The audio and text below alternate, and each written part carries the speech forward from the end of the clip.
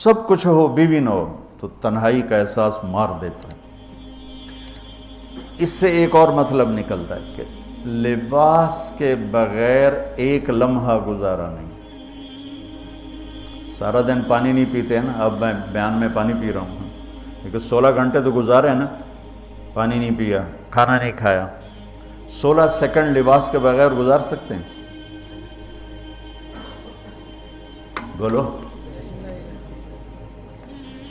کوئی بھی کمرے میں نہ ہو، تم تنہا ہو، تم کپڑے اتارو تو تم اپنے آپ کو عجیب فیل کرو گے، تم خود اپنے آپ کو چادر میں چھپانے کی کوشش کرو گے۔ ان لباس ایک ایسی زبردست ضرورت ہے بلا دلیل کہ تم تنہا کمرے میں بھی کپڑے اتارو تو تم اپنے آپ کو عجیب سا محسوس کرتے ہو۔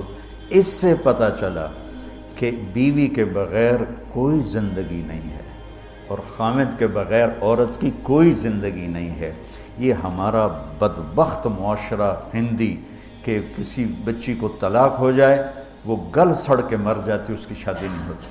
کوئی جوان بچی بیوہ ہو جائے وہ سسک سسک کے مر جاتی، اس کی شادی نہیں ہوتی۔ کوئی 40-50 سال کا ہو جائے مرد، اس کی بیوی مر جائے، کوئی اس کو لڑکی دینے کے لیے تیار کوئی نہیں۔ اور لباس کا لفظ بتاتا ہے کہ شادی کے بغیر انسان ننگا ہے، اور ننگے انسان کا کوئی کہیں بھی گزارا نہیں ہے۔ لفظ لباس بتاتا ہے کہ ہم اس چیز کو رواج دیں کہ شادیاں ہوں، بیوہ کی شادی ہو، مطلقہ کی شادی ہو، کوئی کس کی بیوی مر جاتی ہے۔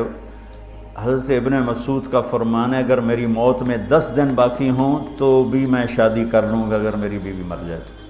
ابو ہریرہ کہتے ہیں اگر میری زندگی میں 7 دن باقی ہوں اور میری بیوی مر جائے تو میں 1 ہفتہ بھی شادی کے بغیر نہیں رہوں گا، میں شادی کر لوں گا۔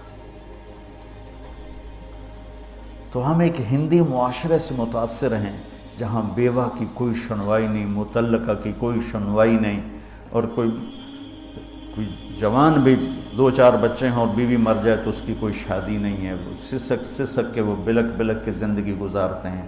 ہم لوگ اس کو رواج دیں۔ لباس، لفظ لباس بتا رہا ہے کہ جیسے لباس کے بغیر ایک لمحہ آدمی چین سے نہیں بیٹھ سکتا، ایسے ہی اس رشتے کے بغیر زندگی میں کوئی خوبصورتی نہیں، کوئی حسن نہیں۔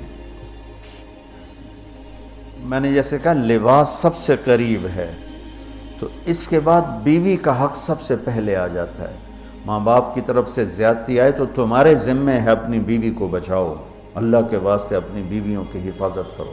ہاں تمہاری بیوی کی طرف سے زیادتی آئے تو اللہ کے واسطے ماں باپ کی حفاظت کرو۔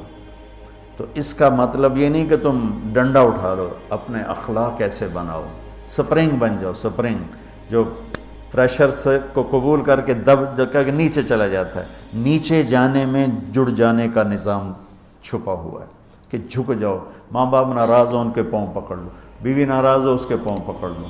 ذلت میں عزت چھپی ہوئی ہے، ساری زندگی کا تجربہ بتا رہا ہوں۔ ذلت، اللہ کی رضا کے لیے ذلت اٹھانے میں عزت چھپی ہوئی ہے۔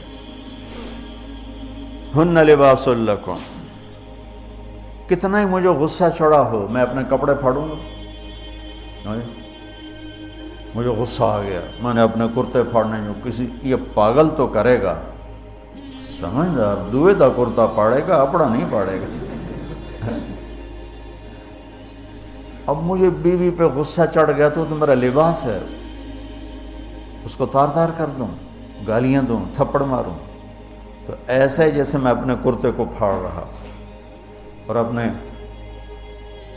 کرتے کو تار تار کر رہا۔ بیوی کو غصہ چڑھے تو وہ اپنے کپڑے پھاڑتی ہیں۔ کپڑوں کے لیے کتنے حفاظتی نظام ہیں، الماریاں بنی ہوئی ہیں اور ہینگر بنے ہوئے ہیں، کریز خراب نہ ہو۔ میں جب پڑھتا تھا نا لاہور، تو اسکول میں یا کالج کا میں سب سے خوش لباس لڑکا کہلاتا تھا،